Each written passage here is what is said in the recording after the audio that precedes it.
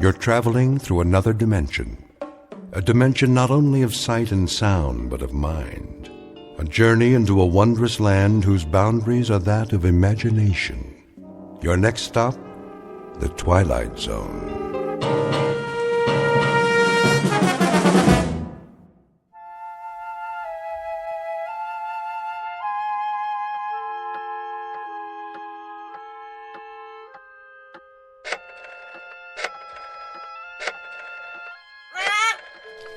Yes, Pete, here's a nut for you. Now, don't bother me, if you please. I have work to do.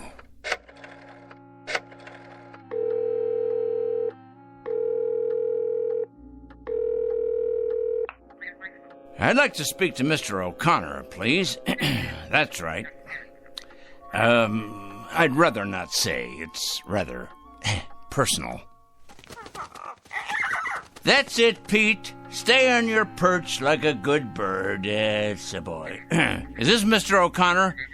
Mr. O'Connor, I'll get right to the point. You have a young gentleman working for you in personnel. His name is Brewster. Alfred Brewster? Been with your firm about 1.5 years. Well, I'll tell you what about it. The man is a communist. That's correct, a communist, with certain terrorist affiliations as well. Never mind who this is. Let's just say a concerned citizen, all right?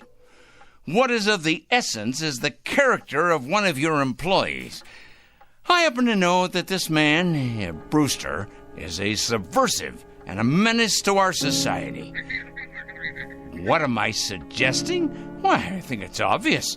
I'm suggesting he should be discharged immediately, given his walking papers and shown the door. Never mind how I know. I know, that's all. That's all. Now I'm going to check back in a few days, and if he hasn't been discharged, I'll be forced to take this matter to a higher authority. That's right, to the corporate office. Correct? Goodbye, Mr. O'Connor.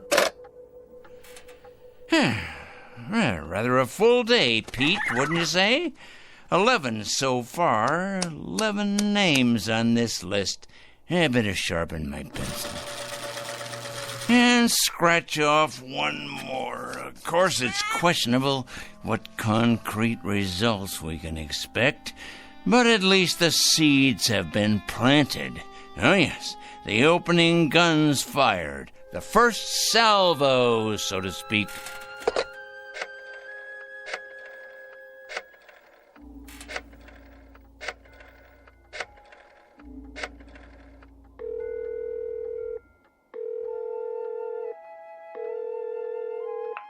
Hello, Board of Education?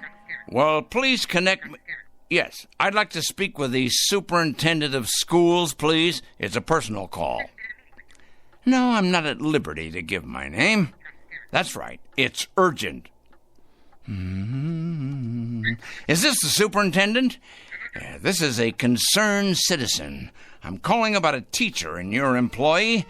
That's correct. His name is Farwell. William J. Farwell. He teaches at your North End High School. That is correct. The man is morally objectionable. He's a drinker, a carouser, and I have it on good authority that his relationships with students are questionable at best. The man should be investigated immediately. Oh, yes. Never mind who this is. I happen to be giving you facts, and that is what is at issue here. Well, you best check on him. You most certainly should, and without delay. Quite right. Here you are, Pete. There you go. That's a good bird. You know, I'm rather tired. It's been quite a full day. You don't realize just how tired you can get during a campaign. But a dedicated man isn't concerned with physical discomfort or fatigue or anything else for that matter. No, a truly dedicated person is interested only in victory, in the conquest of morality over the forces of immorality.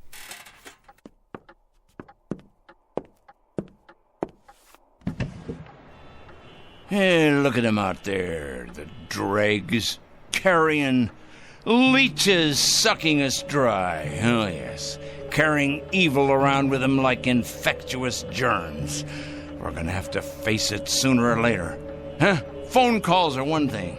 Threats and exposure is simply expedience. No, Peter, my friend, we're gonna have to embark on a much more ambitious course. Some major surgery, I think. The long scalpel, honed sharp and cutting deep. If the sickness is extensive, so must be the cure. And it must be today, Peter. It must be today, this afternoon. 4 o'clock. Oh, yes, that's when it will occur. Yes, we'll make it occur at 4 o'clock. At that moment, we will destroy evil. That is both my charge and my obligation, Peter, to destroy evil. And we shall do it at precisely 4 o'clock. I'm not sure of the method yet, but it'll come to me. Oh, yes, it'll come to me. Most assuredly, it will come to me. And it'll be a revelation, an epiphany. It will be the expiration of immorality everywhere, the exordium of the end. 4 o'clock, Peter. That's when we'll have it happen. Whatever it is. 4 o'clock, this very day.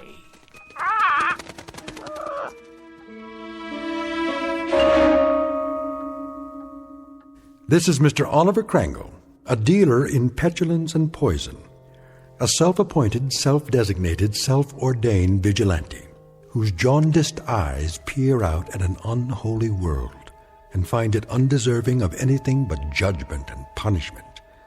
And Mr. Oliver Crangle is both the judge and the executioner. He has rather arbitrarily chosen 4 p.m. as his personal Gotterdammerung. We are about to watch the metamorphosis of a twisted little fanatic poisoned by the gangrene of prejudice to the status of an avenging angel, upright and omniscient, dedicated and fearsome. Whatever your clocks say, it's almost 4 o'clock. And wherever you may think you are, at this moment you happen to be in the Twilight Zone. And now, The Twilight Zone and our story, 4 o'clock, starring Stan Freberg with Stacy Keach as your narrator.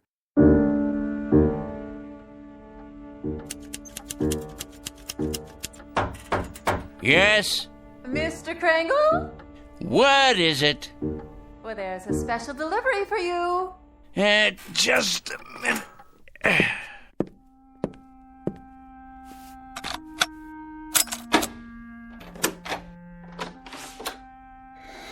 Here you go. A whole lot of stuff, 8 or 10 envelopes at least. Thank you, Mrs. Williams. Something else, was there? Something... Oh, no, nothing else. Then in that case, why do you stand there trying to read the contents of these envelopes as if you were an X-ray machine? Me? Read your mail? Oh, I can assure you, Mr. Crangle, I have many more things to do than trying to read my tenant's mail. Your mail in particular. I feel reassured. You sure get enough of it. Somebody'd think you were running some sort of mail order business or something. Just look at that desk of yours. So much mail and papers and I don't know what all. What is your business, Mr. Crangle? What I do is none of your concern. I pay my rent on time, and I keep to myself. A respect for privacy you should learn, Mrs. Williams. Well, I never... You never? That's good to know. Now, have you any more comments to air? Because if not, I would greatly appreciate your leaving me alone. I have a great deal of work to do. I believe that. The question is, what kind of work? You should believe it. You may thank me one day, Mrs. Williams. Oh, yeah. You and everyone else, assuming you're still around, and assuming you retain the capacity to feel appreciation. What's that supposed to mean? Assuming I'll be around, are you threatening me or something, Mr. Krangle? Threatening you, Mrs. Williams? I don't threaten people, my dear lady. I compile files on them. I compile them, and I analyze them, and I investigate them, and then I categorize them, and I judge them. Oh, yes. If they're impure, they must be punished. If, on the other hand, they are simply misled or naive or unsophisticated, I point them to the right way. I lead them by the hand, Mrs. Williams. I show them the proper course, the path to redemption. Is that... what I mean is that what you do for a living? Indeed. In short, I check evil, Mrs. Williams, and I eradicate it, inoculate it, wipe it clean, and sponge it away. And you know where these evil people are? I most certainly do, Mrs. Williams. Can you give me an example?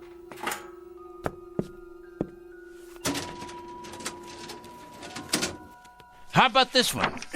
Mrs. Claire Williams, age 54, widow, formerly married to John Alistair Williams. Political affiliation, none. Husband's political affiliation, none. Evidence of subversion, none. Negative personality traits, curiosity, and ignorance. Of course, that's just a preliminary report, Mrs. Williams. The in-depth research is in the master file cabinet right over there. Well, aren't you the strange one? You ain't nothing if you're not a strange one. I'll be going now, Mr. Krangle. Had your nap, Pete? All rested up, are we? Well, that's a good young parrot. It's going to be an exciting afternoon, Pete. Big things are going to happen at 4 o'clock. Yes, they are indeed. 4 o'clock? What's going to happen at 4 o'clock? Interesting question, Mrs. Williams. A very interesting question. Very much to the point. What's going to happen indeed? At 4 o'clock, we're going to expose evil, strip it bare, push it out into the light, dissect it, pinpoint it, and eliminate it. You are? Exorcise it, denude it, confute it, destroy it. Oh, now careful, Mr. Krangle. You're gone and broken your lamp. What? Oh, the lamp. I see. Sorry. Well, no matter. Would you like me to clean that up for you? No, I'm quite capable of cleaning up after myself, madam. That's one thing I'm very good at, cleaning. Something else, was there, Mrs. Williams? No, I don't believe so. If it's all the same to you, I'll be on my way.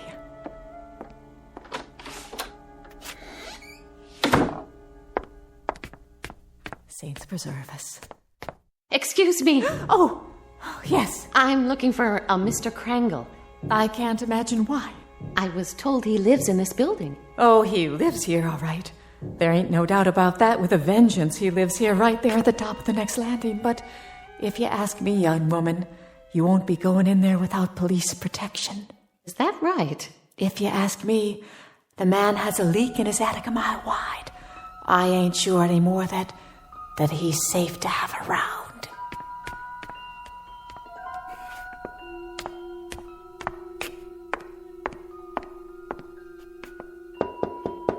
Mr. Krangle? Mr. Krangle? Well? My name's... Who else is with you? Why, no one. Are you sure? Yes, quite sure. My name is Lucas. I wonder if I could speak with you for a moment. Lucas.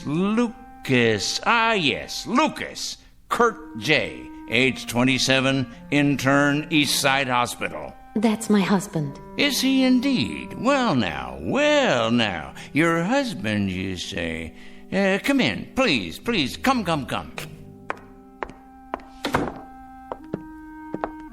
Have a seat, by all means. Thank you. Now, what about your husband? Why, Mr. Krangle? Why what? Why are you trying to hurt him? Hurt?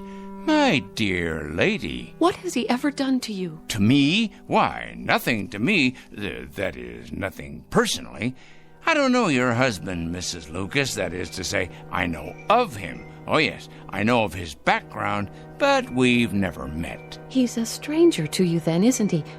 He's a perfect stranger. A stranger, yes, but not a perfect stranger, Mrs. Lucas. By no means. Your husband happens to be most imperfect. And when you perceive, quite correctly, that he's done nothing to me, at least not directly, I hasten to enlighten you. He nonetheless happens to have done a great deal against society. In what way? Ho, don't play dumb with me. Don't give me any of that naive stuff. My husband, for your information, Mr. Krangle, is a dedicated young doctor. A gentle, decent, fine human being. He has only one abiding interest in life, and that is to cure, to heal, to stop pain. And to kill. How can you say such a thing?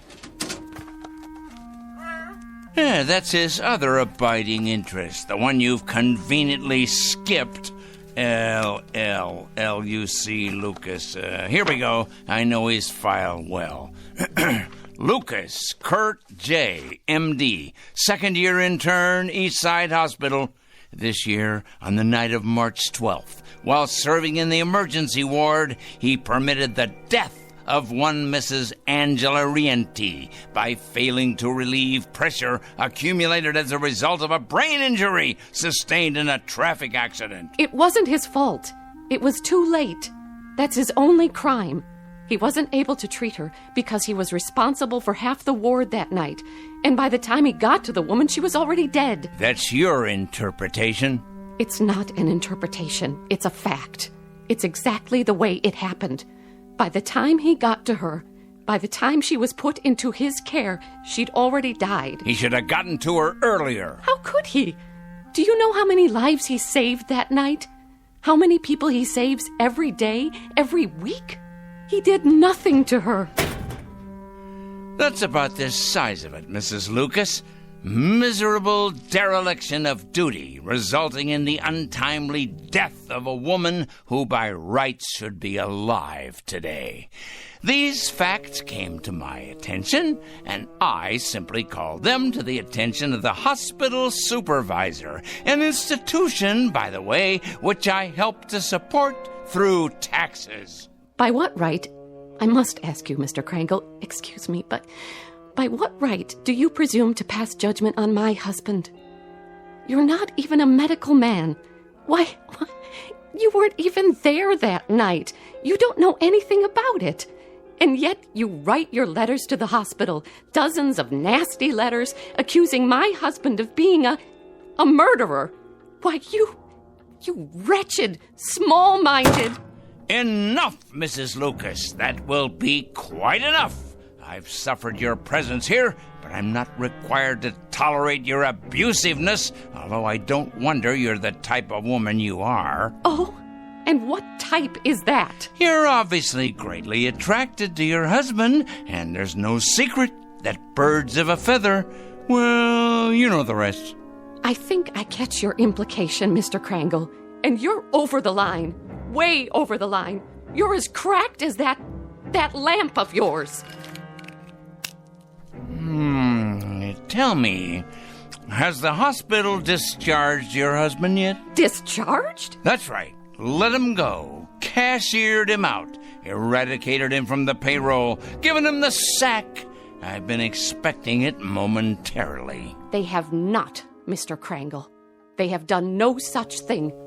It'd take more than a letter-writing campaign from a crank like you to make that happen. Your husband is an evil man. He is no such thing. And I will not put up with evil in any form. And I will not stand by and allow an injustice like this. Of all the presumptuous, wrong-headed... I'm sorry, Mrs. Lucas. I haven't any more time. Why, look at the hour. It's 3:00 already. I got things to do. Many more important things to do, thank you. Today's mail, for instance. You'd probably be interested in these.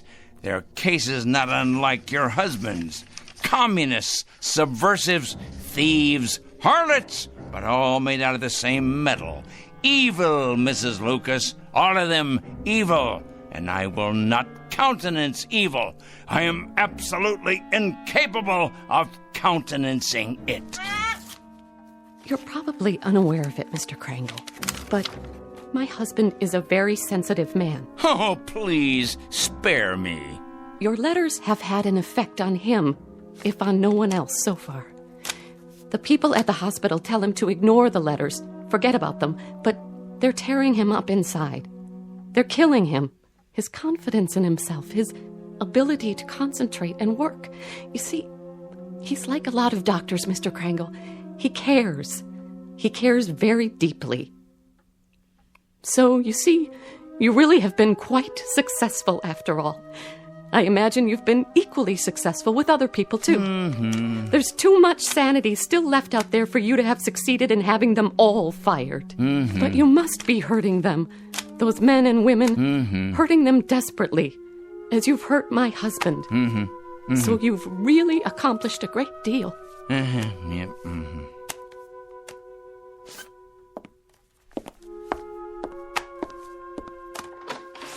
Tell me, Mr. Krangle, if you can, that is. Why? What's that? Why do you do it? I really need to understand. Why? You ask me why? Why? Because they're evil. That's it precisely. Nothing too complicated about that, is there? They're evil, plain and simple. Here, take a look out the window. All those little bugs down there, you see? Bacteria. That's what they are. That's what your husband is. All those little... That's it. That's precisely it. What is? That's what I'll do. I've finally gotten the clue. I said little, you understand? That's what I'll do. I'll turn all the evil people into little ones, understand? I'll make all the evil people, let's see, 3 feet. No, 2 feet. 2 feet tall. That's it. At 4 o'clock this afternoon, at precisely 4 o'clock, every evil man and woman will become a mere 2 feet tall. A revelation, an absolute revelation. Peter, my lad, did you hear what I come up with? Did you? That's it. Do you see the beauty of it, Pete? That's it. It's brilliant, absolutely brilliant. 2 feet tall, Pete. 2 feet tall.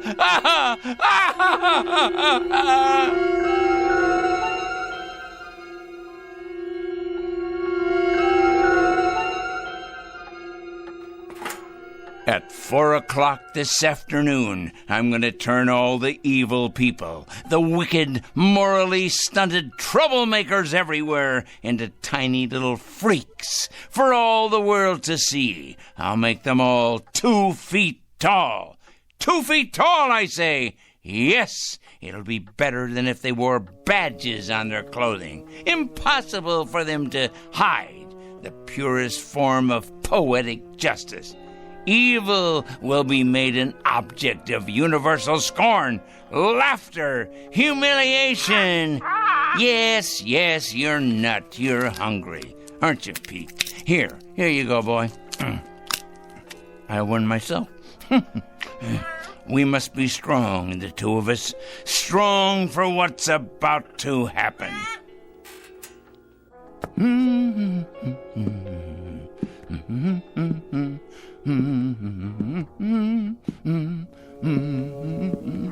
That's right, Petey. 10 minutes past 3. It won't be long now. Yes, a peanut. Here you are. That's a good, strong boy. I'll bet you could crack open just about anything with that great big beak of yours, couldn't you? Yes, you could. I'm sure you could.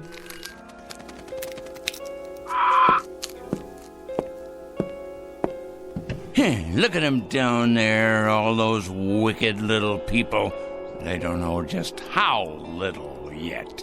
No, of course not. But they will. They will. It's their day of judgment. Oh, yes. Time to finish our preparations, Pete. There's much to do. Less than 50 minutes left now. Must be sure all our pencils are sharp. We have a great many names to cross off the list. Cross off the list. Soon now. Very soon. Yes, yes. Oliver Kringle? Come in. Yes, I'm Oliver Kringle. I'm the one who called. Yes, sir. Agent Luther Hall, Mr. Kringle, Federal Bureau of Investigation. Our office received a call. Indeed, yes. I placed the call and asked you to come. I felt it was my civic duty. Can I get you a cup of coffee or something? No, thank you. Now, Mr. Kringle, you told the office that you had some sort of list, proof of criminal activity, and that today would be a day of reckoning. What exactly did you mean by it? Sit down, please. Yes, there's plenty of time. We have more than 45 minutes before it happens. Before what happens, Mr. Kringle? That's the point. That's the whole point. That's why I called you here. And why is that? I felt the FBI should know. I also called the police and the fire department. I even got a call into Washington. Oh, yes. Although the latter message probably won't go all the way to the top. It's my understanding that the Reds are in complete control in Washington now. I imagine they've taken over the switchboards, too. The Reds, Mr. Kringle. Oh, yes, indeed, the Reds. It's a complete conspiracy, you know, Mr. Hall.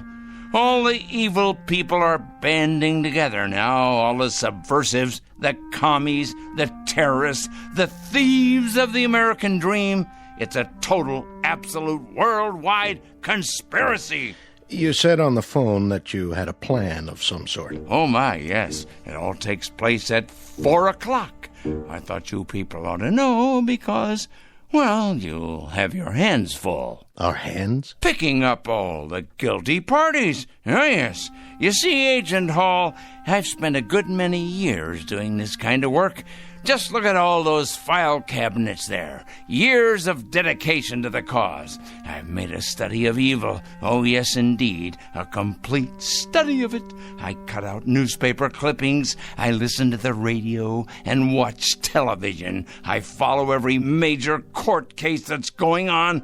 I compile a completely airtight list of charges against all of them, the evil people. What do you do with them, Mr. Kringle? Do with them? I follow through, of course. I follow them through to their conclusion. I write letters to employers. I make phone calls late at night. Oh, they hate that. Oh, yes. It's one of the most effective methods, as you probably know. Calling those terrible people late at night. The later, the better. Getting them up constantly. Waking them. Enumerating my charges. Speaking out. And then hanging up. They hate it. Very frustrating for them. I'll bet. Oh, yes, indeed. They go out of their minds with fury. They don't like to be awakened late at night, I can assure you. Who does? Yeah, but with these people, it's absolutely necessary. The evil people, you understand. The destabilizers. The enemies of order. But to get to the point, Mr. Hall... The point... And what is the point? The clock on the shelf there tells the story. The entire and complete story. It's 3:20 now. In exactly 40 minutes, all the evil people in the world will be reduced to half. No, a third of their present size. Oh, it'll be glorious. All the unpunished murderers and the tyrants, the proud and the sinful, the schoolyard bullies, the cruel teachers and faithless friends, the wrongdoers, blackmailers, and the nicotine fiends, too, and the thieves, and the harlots, and the transgressors, all of them, every one. How does that sound, Mr. Hall? How do you propose to go about doing this? I mean, shrinking people. I merely will it, that's all. I will it. I've been giving it a great deal of thought. Now, in the past, various other plans have crossed my mind. Other plans? Well, for example, I didn't approve of our entering any of the wars, you see, and I had it in mind I might take the stiffness out of airplane propellers. Do you understand? I'm not sure I do. Well, when the crews came out in the morning, bundled up like children against the cold, and then went into their planes, they'd find the props hanging limp like great empty banana skins. Then the war ended and, it seemed like a waste of effort at that point. After that, jets became the order of the day, and so I thought, what would jam up the intakes on those jet engines? Huh? What better than a flock of birds? Oh, not you, Petey. Not the beautiful, brave, loyal parrots of the world. Oh, no. Just your low-class country cousins. You read about it from time to time. Seagulls that get sucked into jets, cause them to fail. So, naturally, I thought, chickens. Chickens. Ignorant. Can't speak. An army of them bred to sacrifice themselves for the greater good. Release them on runways just at the moment of takeoff. That would ground those bombers and cargo planes, but fast. Of course, there'd still be trucks and overland supply routes. And then I read in the paper a year or so ago about an accident, a bad traffic accident. 3 people were killed. So I decided I would change all the wheels in the world from round to square, or maybe even triangular, so they'd stub in the asphalt and stop in their tracks. You mean sabotage interstate commerce? I devised another method later on. Terribly interesting, I thought. Mark all the evil people on the forehead, or better yet, turn them all one color. Say, purple. But then it came to me that they'd simply be able to recognize each other more readily and band together in their collective wickedness. I see. Well, Mr. Hall, this is hard to believe, but I hit upon this latest idea about the change in size just this afternoon. Some benighted woman was in here, and she quite inadvertently gave me the clue I needed. Make them all 2 feet tall. Now, what could be simpler? Think of it, Mr. Hall.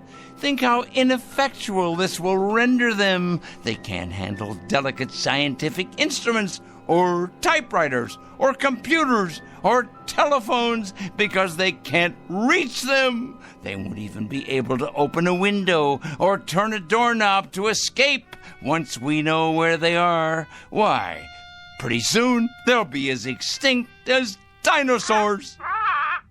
Here's a peanut for you, Petey.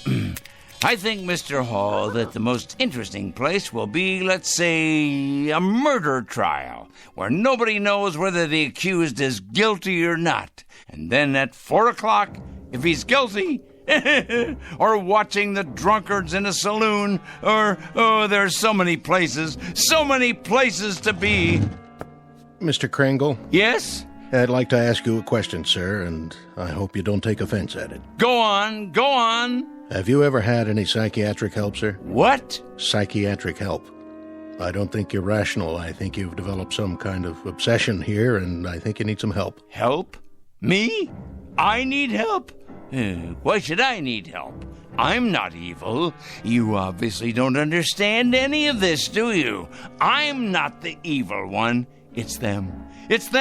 It's all of them out there on the street. Just take a look out the window. See? They're the evil ones. They're the ones who are going to be 2 feet tall. In just 30 minutes. That's when it's going to happen. In just 30 minutes. Well, I'm sorry, Mr. Kringle, but there doesn't seem to be very much we can do about all this. What do you mean? Why, the law enforcement agencies are going to have round-the-clock schedules from now on. Do you realize how many evil people you're going to be able to find? Why, they'll be all over the sidewalks, all over the streets. You'll have to build more jails. You have to build more electric chairs, gas chambers, gallows, penitentiaries. Well, what about it? What are you going to do? Nothing, Mr. Kringle. Not a thing. And if you'll forgive a suggestion, that's what I think you should do, too. Nothing. These letters you write, these phone calls, there happens to be something in this country that precludes all that, makes it unnecessary. And what's that? Law, Mr. Kringle. There happens to be law. We like support from citizens. Support, help, cooperation. But interference is quite another thing. Oh, I get it now. I understand. At last I understand. You're part of the conspiracy. That's it. You're one of them. Why, of course. I'm an idiot not to have realized it. Of course you people have gotten into the FBI. It stands to reason you would. You've infiltrated every other place. Well, I'm going to tell you something, Mr. Hall. Good day, sir. You'd better enjoy yourself for the next 20 or 30 minutes. You hear me? You'd better enjoy yourself to the utmost, because you're going to be 24 inches tall. You and everybody like you.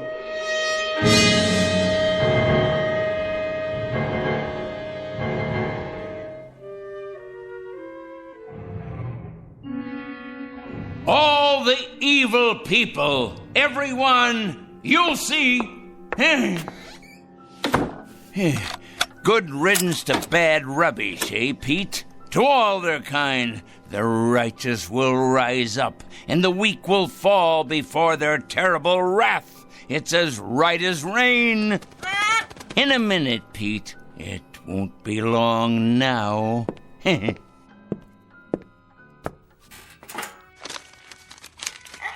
Yes, here's your nut.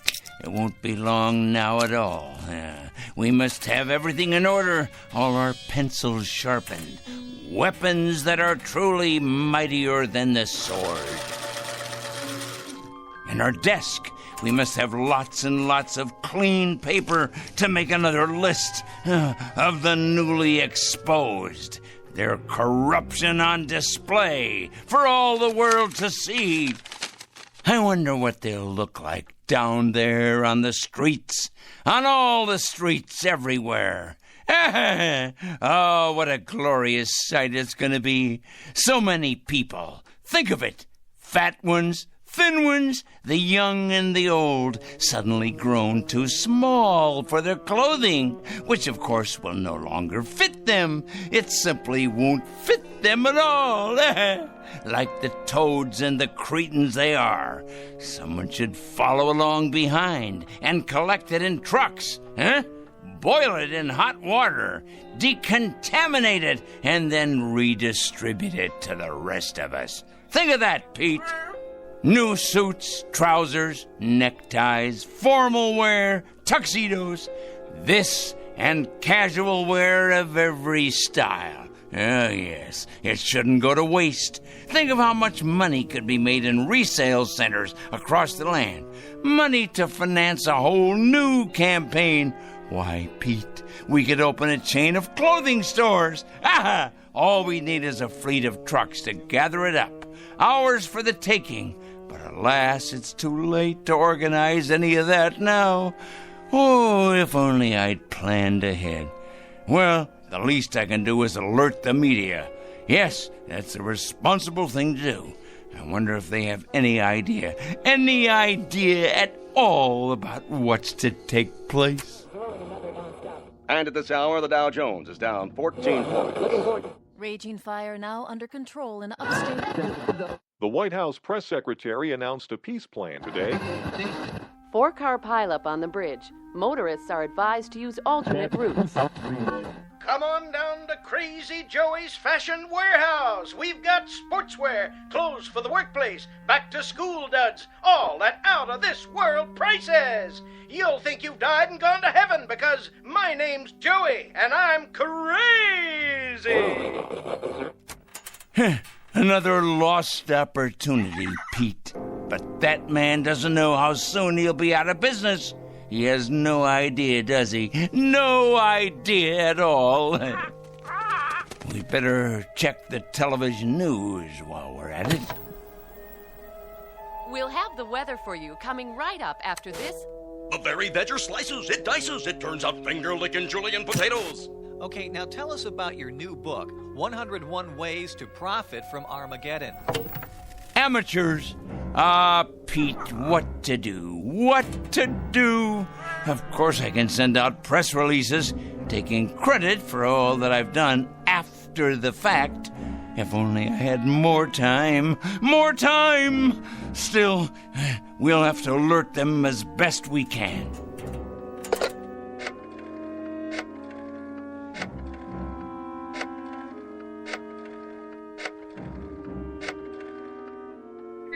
Yes, put me through to the news department, please. Never mind who this is. Wait.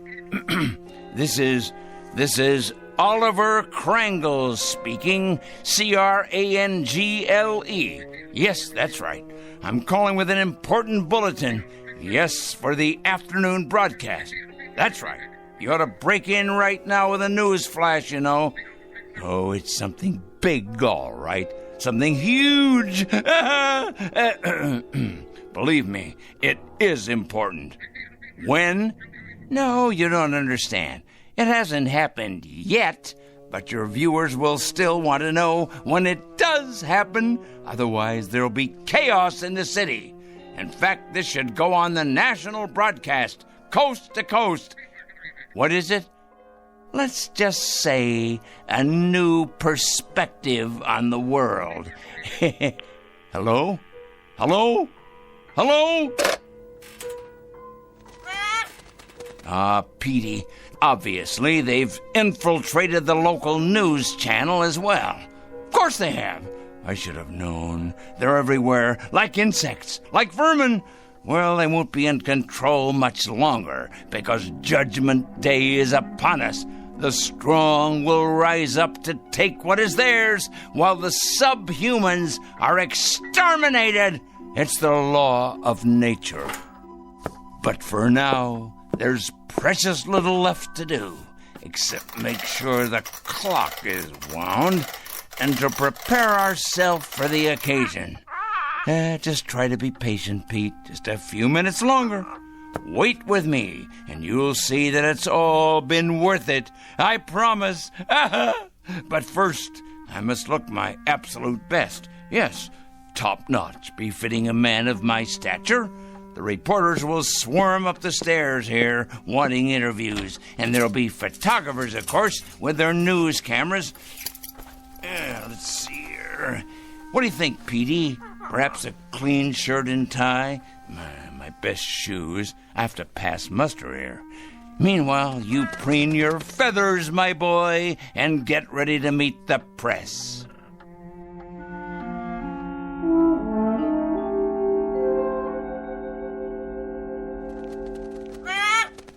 There! It's happened, Pete. It's happening right now. This very second. Can you feel it? Something in the air. The next phase of evolution for the human race. Oh, nothing will be the same after this. Nothing! The new order has come at last. Yes, but first, I can't wait to see them all down there, turning into tiny little gnomes. Just 1 second, Pete, as soon as I take a look out the window. Certainly, Peter. You may have a nut, as many as you like. You must be hungry. I'll have something, too. We'll make it a celebration. This is our day. Of course, but you must be patient. I can't wait to look outside. I can't wait. But for some reason, I can't see over the windowsill. How can that be? I can't even reach the bowl of peanuts.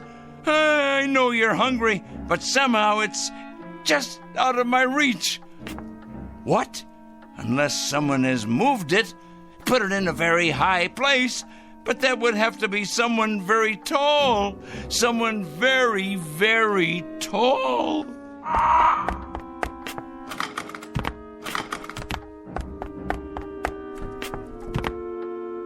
Pete! What's happened? You've grown so large, and I'm so close to the floor. These shoes don't fit me anymore. And these clothes, whose are they? Must get out of this ridiculous costume.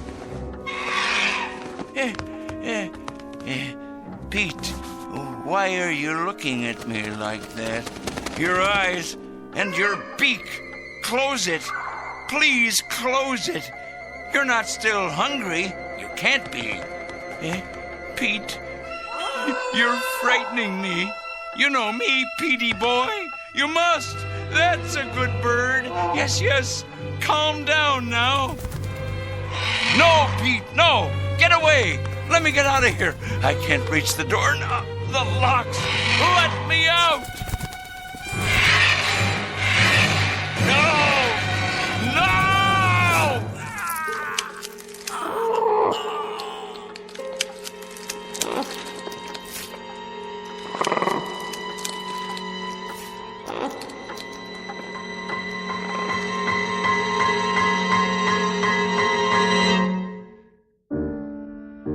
At 4 o'clock, an evil man made his bed and lay in it. A pot called a kettle black, and a stone thrower broke the windows of his glass house. Not a pretty picture, perhaps, but for this poor, misguided fellow, quite unavoidable.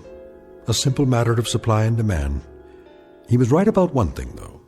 In a world where the strong get stronger and the mighty feed upon the weak, you can run, but you can't hide.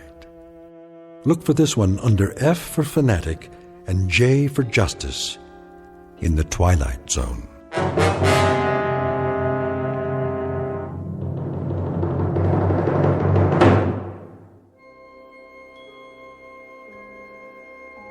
Hi, this is Carl Amari, producer of the Twilight Zone radio dramas. I'd like to take a moment to tell you about our official website at twilightzoneradio.com, where you'll get the latest news and information on these Twilight Zone radio dramas. Plus, at twilightzoneradio.com, you can digitally download 3 free episodes or any of our episodes for only $1.95 each. In this age of ever-changing technology, we've decided to make these episodes instantly available to you by making the Twilight Zone radio dramas a digital download-only series. This means that this series will no longer be offered on CD. The CD collections at our website are now being offered while supplies last at buy one, get one free. So be sure to get your favorites before they're sold out. Be sure to visit us often, and I'll see you in the zone.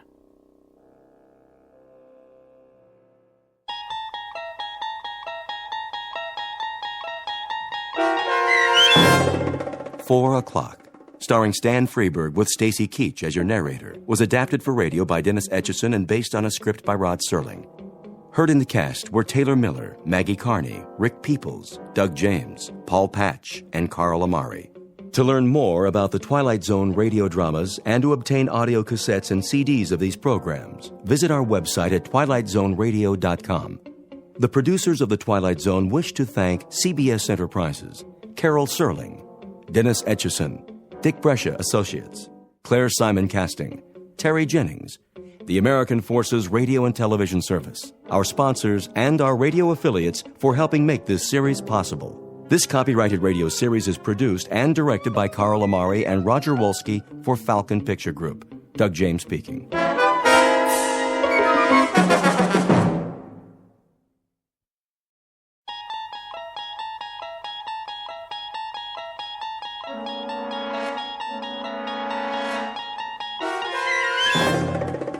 You're traveling through another dimension.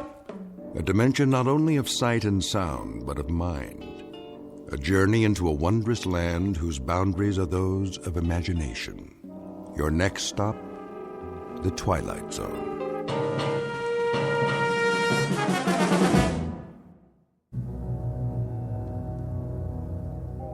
There are only 3 questions worth asking.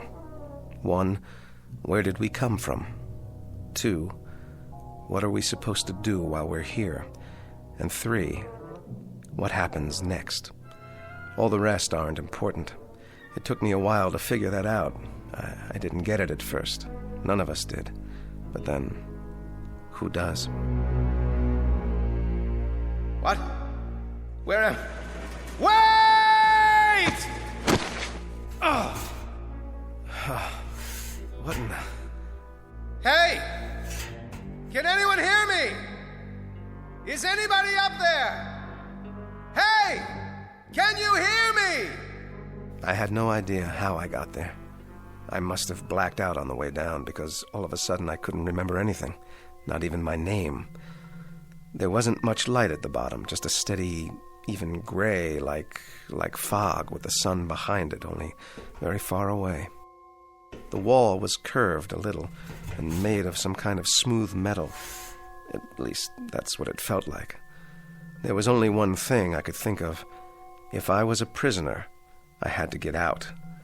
So I started exploring, feeling my way along. But I couldn't find a door, not even an edge to grab onto, nothing.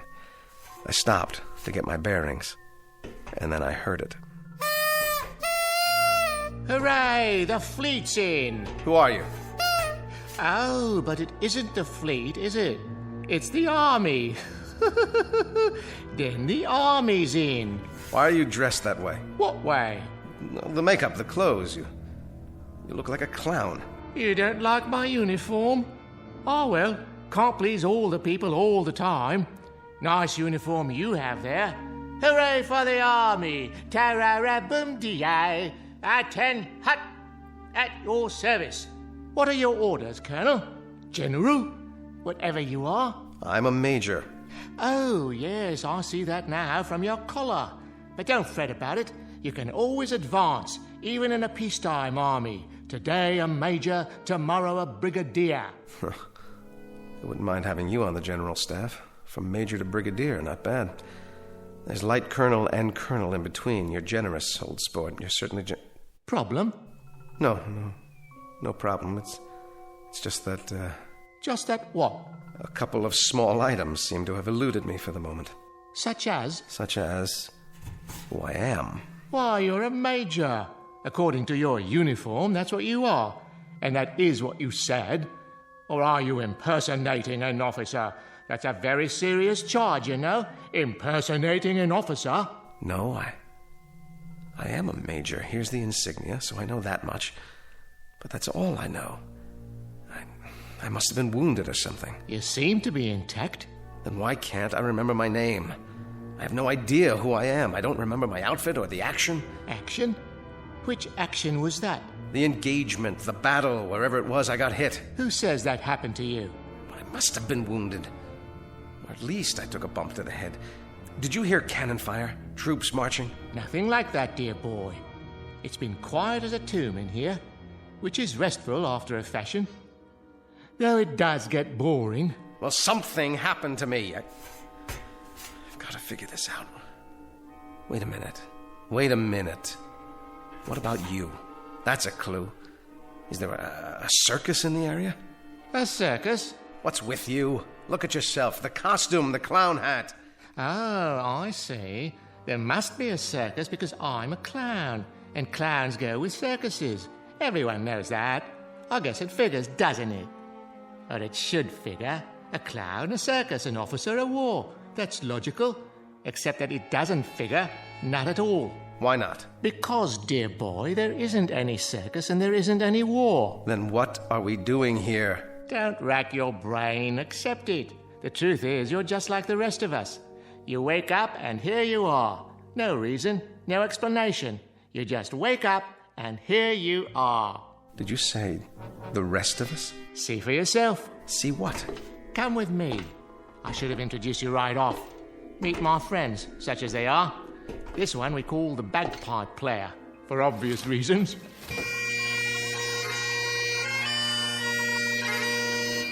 Hello, laddie. And this is, well, I suppose one would call him a tramp or a hobo, judging from his stereotypical appearance. A familiar sight no matter where one goes, wouldn't you agree? Hey, pal, you wouldn't have a drink, would you? And the most beautiful of us all, the ballet dancer. How do you do? How do you do? I'm... Don't worry about names. They don't remember theirs either. Gentlemen and lady, I'd like to introduce the Major. Hello. Meet our collection of walking, talking question marks. 5 improbable entities who are all in the same predicament, trapped side by side in a pit of light and darkness. No logic, no reason. Just a prolonged nightmare in which fear, loneliness, and the unexplainable walk hand in hand through the shadows. In a moment, we'll start collecting clues as to the whys, the whats, and the wheres. We will not end the nightmare. We'll only look more closely into the shadows in search of an explanation. Because you've already fallen with them, headlong and without a compass, into an uncharted region known as the Twilight Zone. And now, the Twilight Zone and our story, 5 Characters in Search of an Exit, starring Jason Alexander with Stacy Keach as your narrator. The clown was right. One was a bagpipe player, complete with plaid kilt. The tramp was, well, a tramp by the looks of him. And the ballet dancer really was beautiful. She had on a white leotard and one of those little ruffled skirts, what do you call them, tutus. The 4 of them acted like they weren't surprised to see me there. Not a bit. But why? Why weren't they? If you don't mind, would someone please tell me? Or is it a secret? Tell you what, dear boy? What do you think? What's going on here? Going? Going where, old boy? I don't know. What are we? Who are we? None of us know, Major. We don't know who we are. Each of us just woke up one moment and here we were, in the darkness. But this isn't really darkness. Not quite. I can see all of you and you can see me. It might as well be dark. The light, whatever it is, wherever it is so far away. I can't tell anymore if it's real or just something I'm imagining, because I need it to be there. Instead of what? Of nothing. That's absurd. Is it? Each of you woke up, just like that. Correct again. Give the man a cigar. But how did you get here? What were you before? Who put you in this place? You sure got a lot of questions. I told you, Major. We don't remember. Are you sure you didn't fall? We may have. The memory fades after a while. Well, that's how I got here. Did you? Yes, he did. He did indeed. I saw him. A nice pratfall, as a matter of fact. Quickly, before it fades. What's the last thing you remember before you fell? I don't know. I must be suffering from amnesia. Oh. Then you're like us.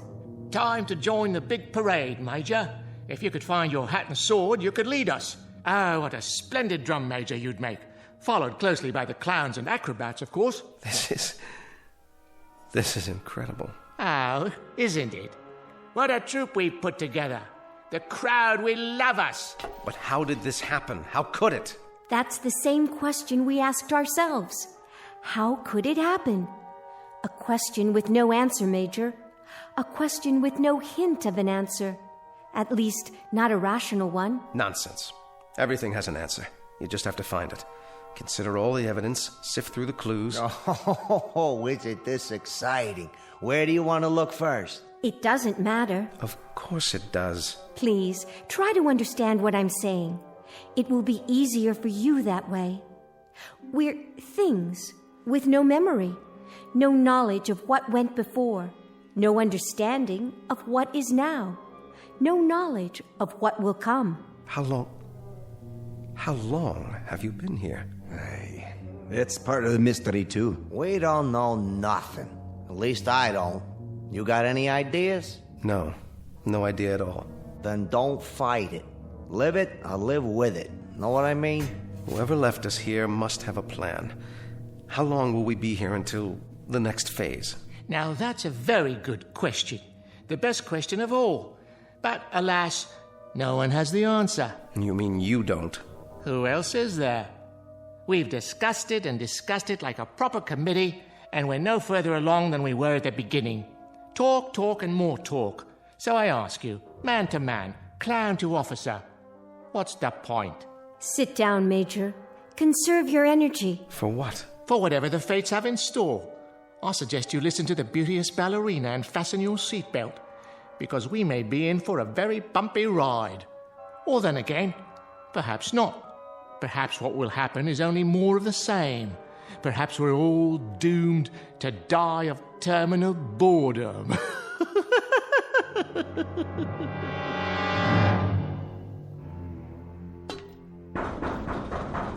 Look at him. Active fellow. Very active fellow. Very much army, in other words. A man who has to do something, anything. A compulsive type. A regular worker ant. Oh, you're a big-time psychologist now, huh? By no means. I'm only a clown, which is neither here, there, nor anywhere. I could as easily be a financier, a certified public accountant, or a left-handed pitcher who throws only curves. What difference does it make? We're here because we're here because we're here. And what are you? You're an idiot. An energetic idiot, but an idiot nonetheless. You know you're wasting your time, don't you? I know I want out of here. I'm not satisfied sitting around and heaving deep sighs. I just want out. You have no monopoly on that, Major. We all want out of here. I second that emotion. Aye, but you're wasting your time. We've all gone around and around like bloodhounds with our noses to the wall. We can even give you the dimensions of the room. 39 feet. Starting where? It doesn't matter, does it? When you measure a circle, you may start anywhere. Am I right or am I right? What's the height? We figure about 40 feet to the top. What's up there? Oh, the sky, artificial light, maybe a fluorescent lamp, an illuminated microscope, you name it. One guess is as good as another. You have made guesses, then? Oh, all kinds. We could be on some other planet, or on a spaceship, or... Go ahead. Or we're all insane, and this is just a mirage, an illusion. Oh, we're dead. Dead to the world. Well, if we are, it certainly isn't heaven. How do you know? It ain't so bad. I've been in lots worse places than this. Limbo, then? Quite possibly. All together now. Limbo, limbo, limbo like me. Limbo, limbo, limbo like me. Or we really don't exist. We're figures in somebody's dream. Cogito ergo sum. I exist, therefore I am. Or each of us is having a dream, and everyone is a figment of someone else's imagination. Lots of possibilities. Makes your head want to blow up, don't it? That's one thing we have an abundance of. Possibilities. An infinite number of possibilities. What about getting out of here? Anyone examine that as a possibility? Have you? It's a solid wall. No crevices, no outjuttings of any kind. Nothing to hold on to or scrabble over or get your fingers around. Time to face the music, Major. We're trapped down here. There is absolutely, positively no way out. A nightmare, then. That's all it is. A nightmare. It is indeed. But whose? Yours? Mine? The Scotsman? The ballet dancer? Just whose nightmare is it? Can you tell me that? It doesn't add up. Someone knows we're here. Of course. We do. I mean someone else. Why do you say that? They have to. You've all been here a while, possibly quite a long while. So someone must feed you, someone must give you water. Yeah, well, you would have thought so, wouldn't you? Don't go jumping to conclusions now, laddie. Hold on. Someone must bring down food, or you couldn't survive. There's been no food, no water. That's impossible. Oh, is it really? In that case, we'll starve to death, or die of thirst, or... That's the oddest thing of all. What is? Don't you understand yet? No, I don't understand. Why don't you tell me? Do you feel hunger, Major? Or thirst? Or heat? Or cold? Or fatigue? Discomfort of any kind? Or anything? Do you feel anything at all? No. No, I don't. But that doesn't prove anything. This has been a trauma. It's natural that I don't feel thirsty or hungry, not yet. I'm in a state of shock. Close, but no cigar. You were born in a state of ignorance, educated in the school of hard knocks, and got your degree at the street corner university. Now you're ready to graduate to oblivion. What do you say? Let's break out the booze and have a ball. None of us have felt thirst or hunger or anything else since we've been here. And we've been here for an endless time, Major. I can tell you that. Time without measure. What's wrong with you people? Have you tried shouting, calling for help? Endlessly. Well, then have you pounded on the wall like this to get their attention? I mean loud. I'm talking about taking off your shoes and really pounding. Have you done that? Often. Well, have you looked all the way around? Have you felt every square inch of the wall? Maybe there's a control button or a panel of some kind, a hidden panel, or a lever, something. Yeah, sure. At the start, that's all we did. Hunted and searched and peered and felt with our hands. And you know what we found out? Sure you do. We found out that this right here is the whole shooting match. This little room. What you see is what you get, Major. There ain't no more.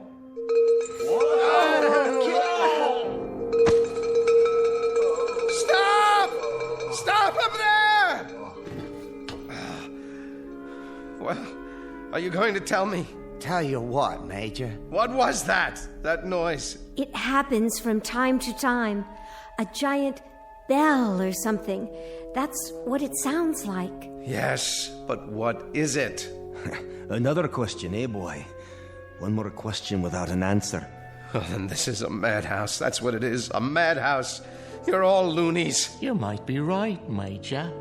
But remember one thing.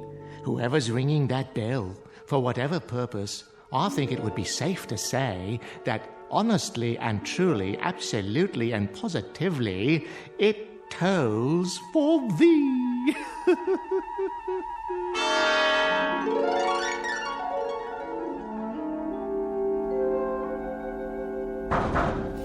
Hey! Hey up there! It's no use. Let us out! Let us out of here! What do you want from us, please? Just let us out!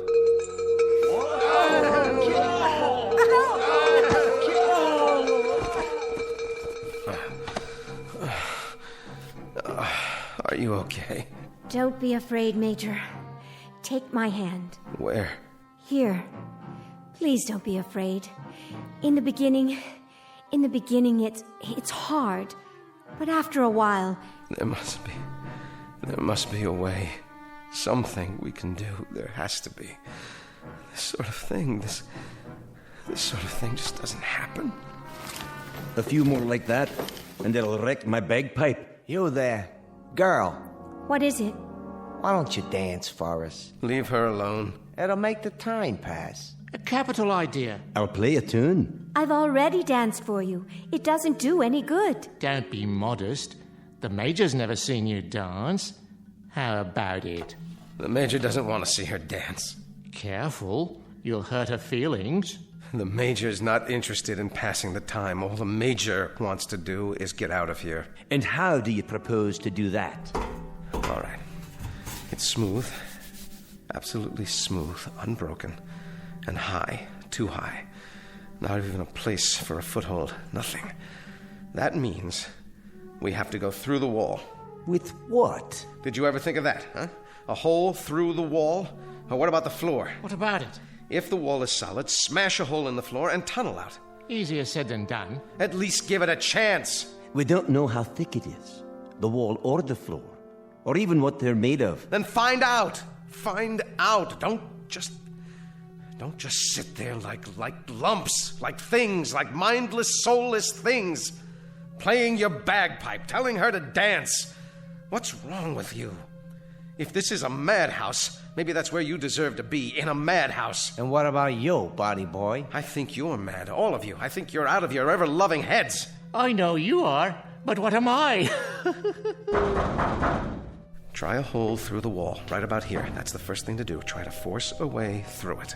Industrious, isn't he? How about it, huh? A hole through the wall.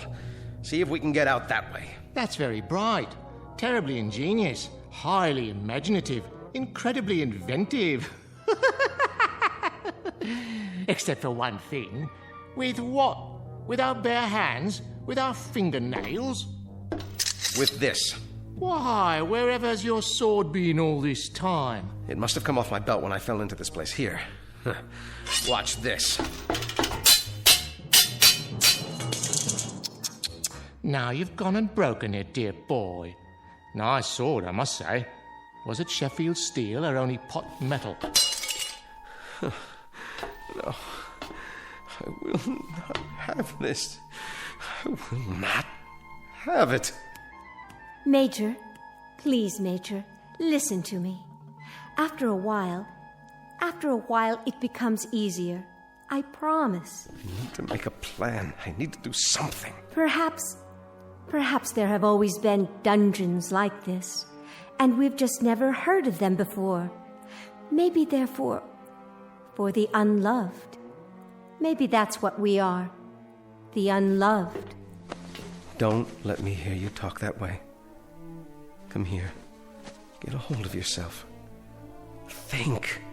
Don't be afraid. We have names. We're people, and that means we belong somewhere. Do we? There are others who care about us. You can count on that.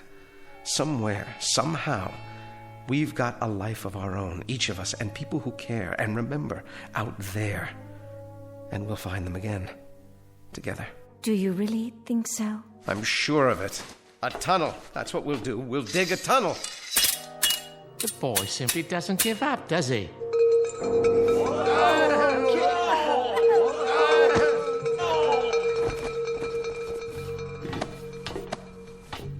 I've got it. Got what, pal? I know where we are. It suddenly occurs to me. It's funny none of you ever thought of it, but it has to be. Where? Where are we? Why, my dear young lady, how unobservant of you. When the whole thing fits together so perfectly, do you need me to draw you a picture? Please tell me. Ladies and gentlemen, it seems quite apparent, doesn't it? Absolutely unequivocal. We, all of us, are in hell. God help us. We are in hell.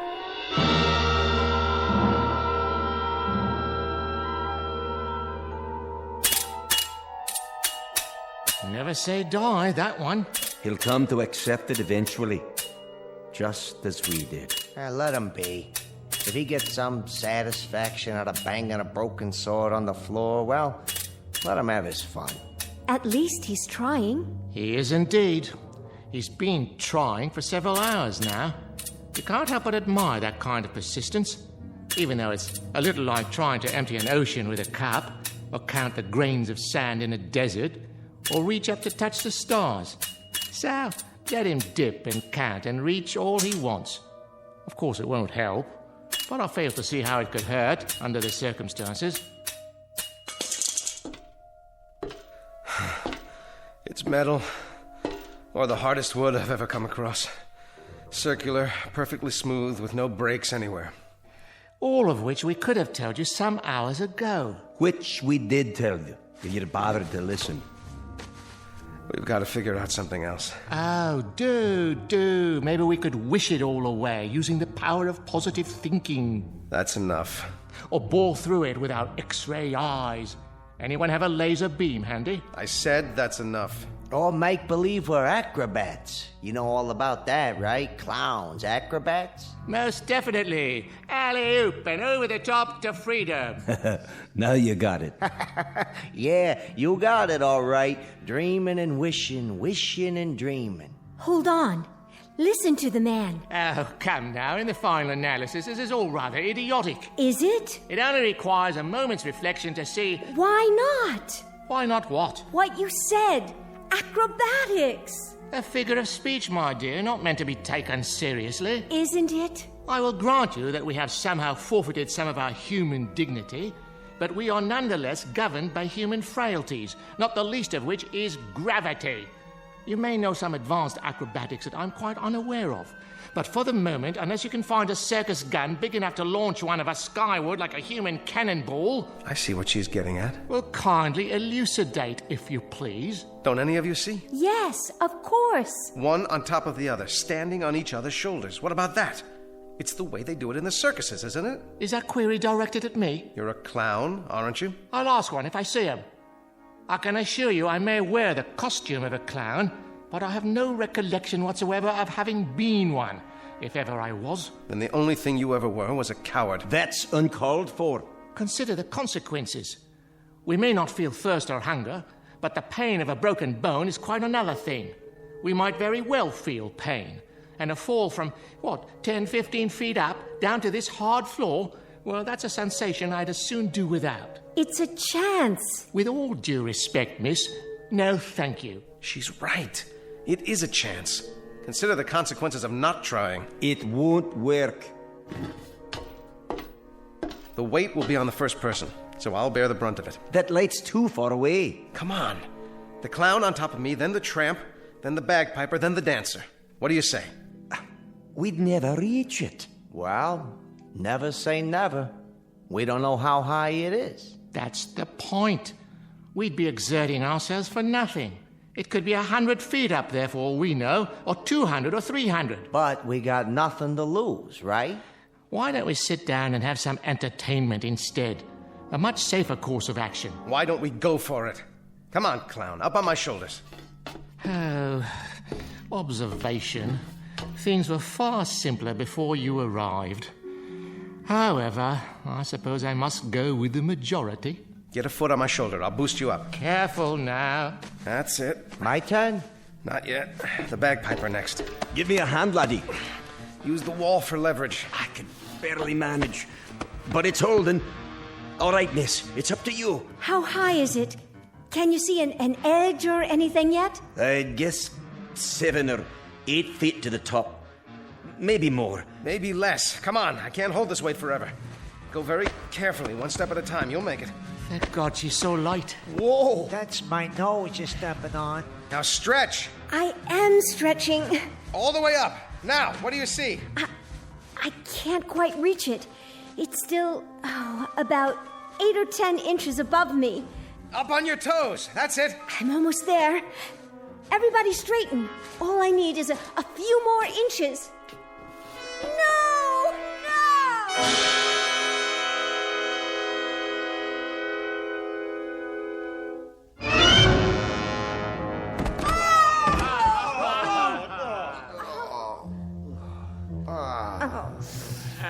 We were so close. Yes, I think we were. We'll try again. Nonsense. We could have broken our necks. But we didn't. I, for one, am not trying it again. How much farther? How much more would it have taken? Only a few inches. I could almost feel it. What if... What if what? I respect persistence as much as the next man, but stupidity, that happens to be a waste of time. A useless expenditure of energy. If we were just a few inches shy, if that's all it took, I could straighten up more on the bottom. We could each straighten an inch, 2 inches. That would give her the height she needs. Let's go. One more time. My dear young warrior, would that you had not arrived. Things were so much more peaceful before. Why not? We got something else to do? Not that I can think of. Please, I was so close. And heaven help us all. Leave us give it the old college try. Come on. Right, steady now. Steady. Okay. Easy. Just a little more. Okay, right. Watch the foot. Almost there it goes. This is as tall as I can stand.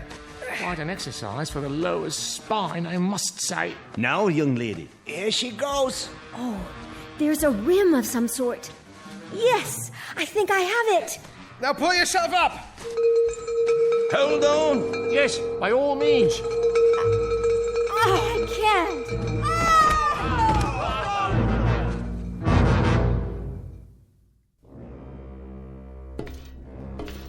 How's the leg, miss? The knee's twisted, I think.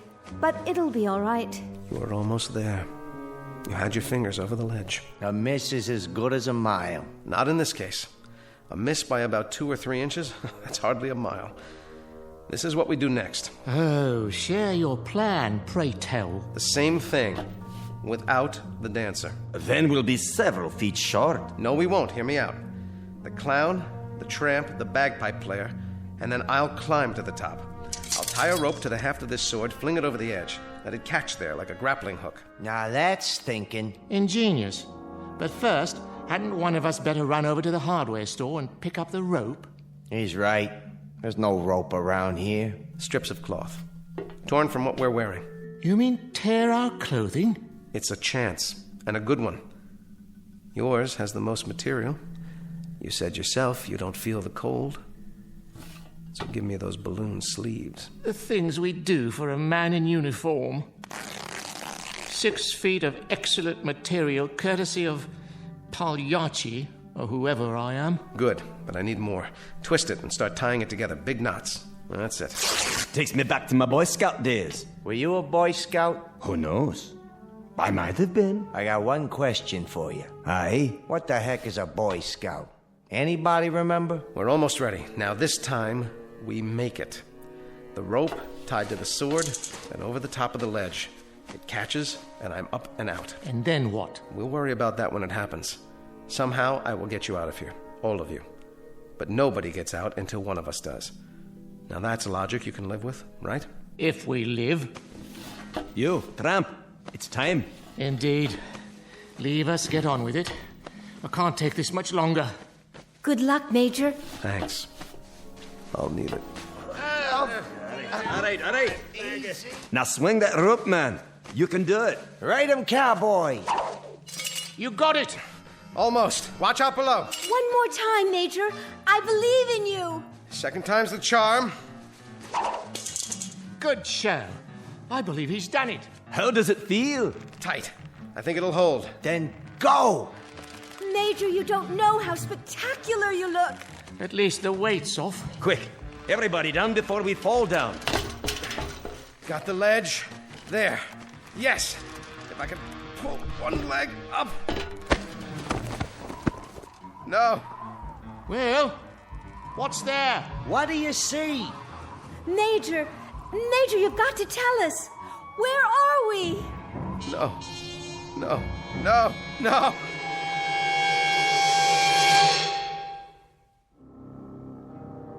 And I knew then what I had known all along but didn't want to face.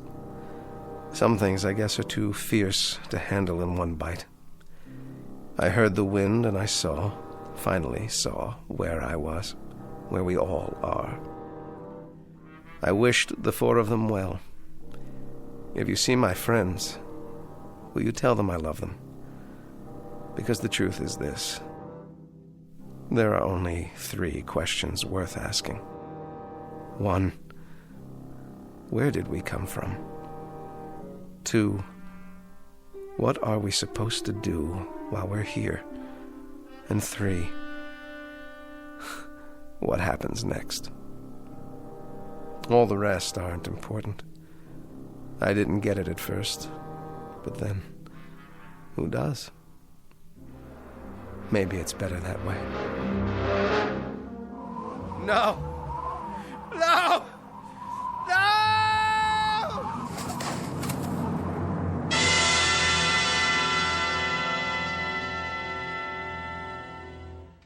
He made it. I don't believe it.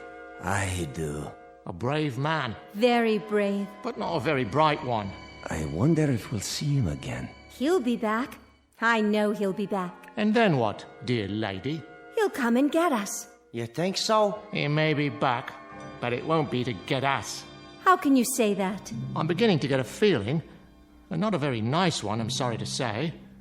All the little details, they're starting to fit together. This place, our costumes, the bell. He may have been right at that. What do you mean? He may have been right all along. This may very well be a kind of hell. At least for us. One from which there really is no escape. No escape at all.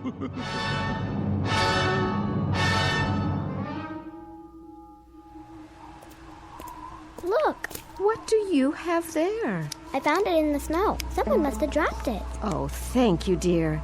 Just drop it in the barrel there, would you? He looks like a soldier, but his coat's all torn. That's all right. Someone will sew him a new one. I'm sure he'll make some little boy very happy. Wow, you got lots of dolls in there. Not as many as we'd like. They're for the orphans, you know. But it's early and we've just started. Can I have one? Are you an orphan? Well, no, but I like the ballerina. She's so pretty. Oh, yes, she is, isn't she? What's that on her face? See, on her eye. It looks like a real tear. Is she crying? Now, why would she be crying? It's just a snowflake that started to melt. I suppose you could have her if you promised to give her a good home. No. I think I better leave her here. Are you sure? She doesn't want to go. See? She's holding hands with that soldier doll. Why, aren't you the nicest little girl? Toys for Christmas! Toys for Christmas! Open your hearts, friends, and bring in your old dolls so the underprivileged little ones can have a happy Christmas, too. Help the Salvation Army. Dolls for Christmas! Dolls for Christmas! Dolls for Christmas!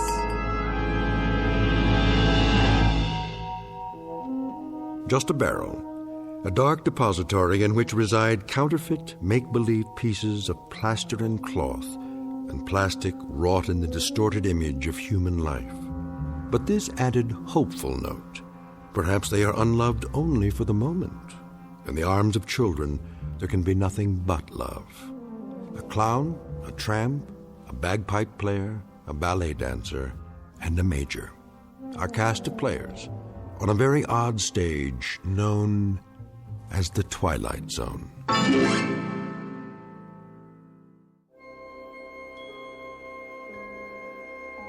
Hi, this is Carl Amari, producer of the Twilight Zone radio dramas. I'd like to take a moment to tell you about our official website at twilightzoneradio.com, where you'll get the latest news and information on these Twilight Zone radio dramas. Plus, at twilightzoneradio.com, you can digitally download 3 free episodes or any of our episodes for only $1.95 each. In this age of ever-changing technology, we've decided to make these episodes instantly available to you by making the Twilight Zone radio dramas a digital download-only series. This means that this series will no longer be offered on CD. The CD collections at our website are now being offered while supplies last at buy one, get one free. So be sure to get your favorites before they're sold out. Be sure to visit us often, and I'll see you in the zone.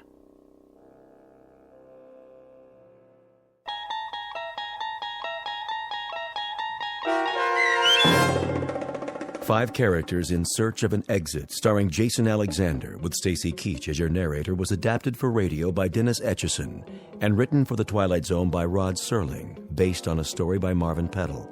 Heard in the cast were Kathy Garver, David Darlow, Doug James, Christian Stolte, Frenette Lebo, and Amanda Amari. To learn more about the Twilight Zone radio dramas and to obtain audio cassettes and CDs of these programs, visit our website at twilightzoneradio.com. This copyrighted radio series is produced and directed by Carl Amari and Roger Wolski for Falcon Picture Group. Doug James speaking.